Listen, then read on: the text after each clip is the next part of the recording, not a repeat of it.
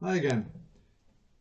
I'm going to start reviewing a couple of books that I read many years ago, uh, basically while I was at school.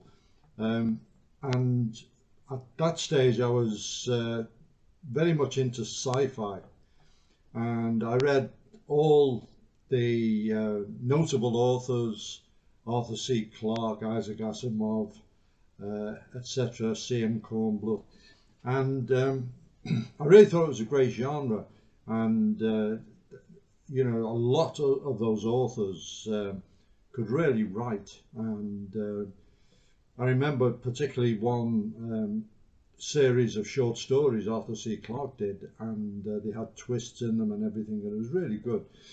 Uh, but I kind of lost interest really when sci-fi became reality and we started putting people on the moon.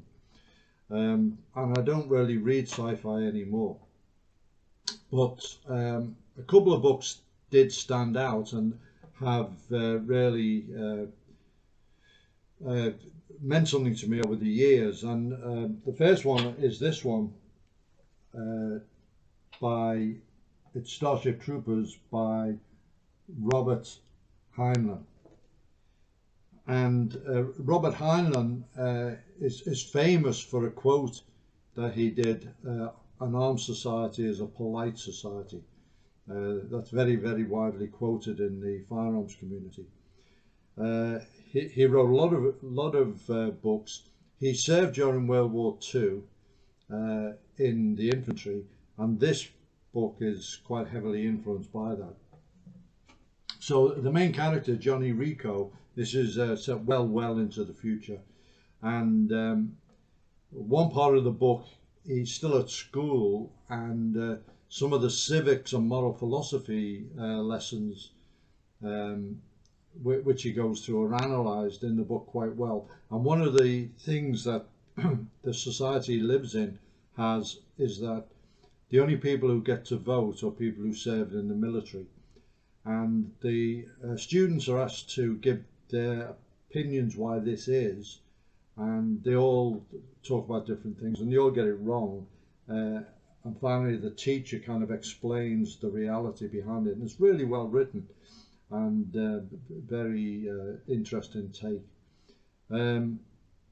The Federation of planets that he belongs to is at war with another group of planets, excuse me, inhabited by basically large spider-like creatures that they call bugs. Anyway, he decides to join, and he joins the mobile infantry.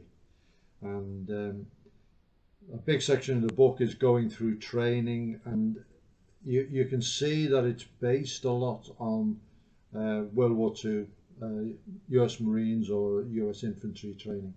And he overhears one of the training NCOs who he regarded as being very sadistic, and he's talking to the commanding officer, and he's explaining his attitude to one of the guys, and Johnny realizes that he really has their welfare at heart and he wants them to succeed, and it's kind of killing by kindness.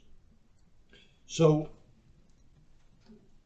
the book is really interesting. The way he Robert Heinlein's visualized the way they fight. It's very much like the airborne forces. They drop from these. They fly on a mothership and go into smaller ships and then go to the surface of the planet, and then they drop, and they've got these like jetpack, rocket pack things, and they fight, etc.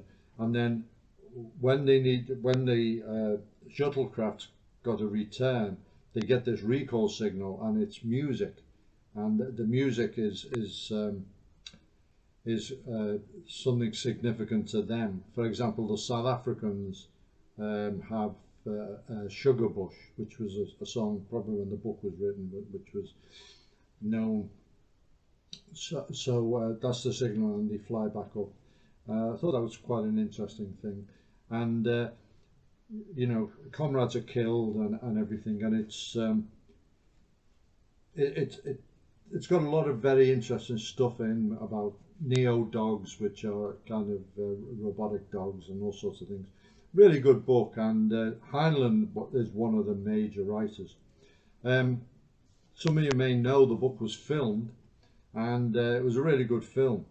It's one of the few sci-fi films that I bothered to watch, and in fact, it was on TV not long ago, and I watched a big chunk of it, and the effects stood up really, really well.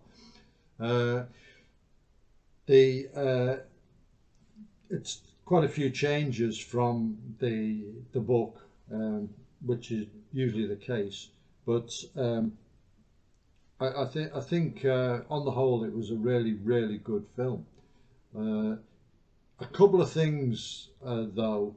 I think the director Paul Verhoeven um, didn't like the source material, and that's always a problem.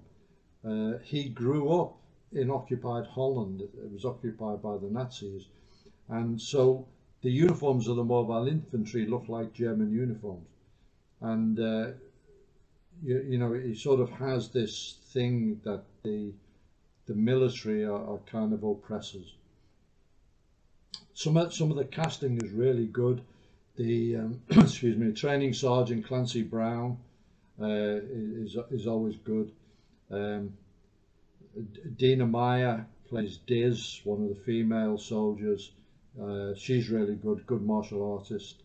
And as I say, the special effects, uh, both of the space flights and of the battles against the bugs, really, really well done. Quite a bit of humour in it too.